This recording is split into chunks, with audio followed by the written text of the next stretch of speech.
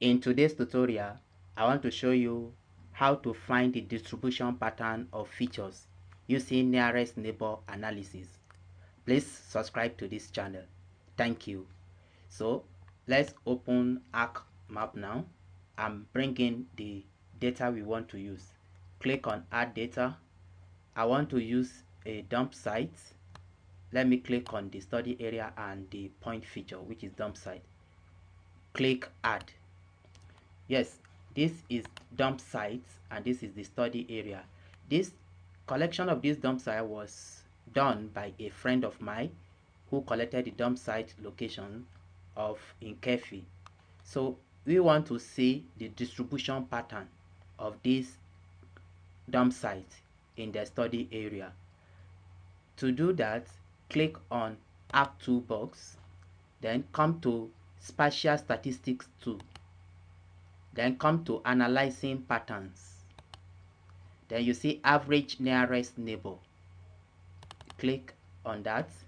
Then here Input Feature Class. That will be our point data, that is dump sites. And the method, distance method you want to use, you can use Euclidean distance or Manhattan distance. So let's go with Euclidean distance.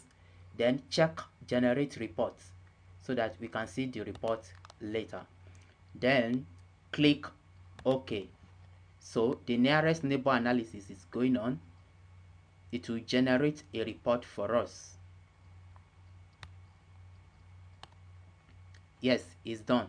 You can click here to open it, or you can come to geoprocessing and click on results.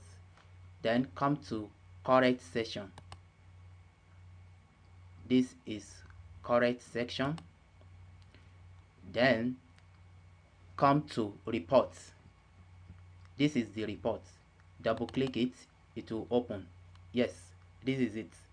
Now you must understand that it does not give you a map, but it gives you a statistical result. And this is the result of the average nearest neighbor. So you can see the nearest neighbor ratio.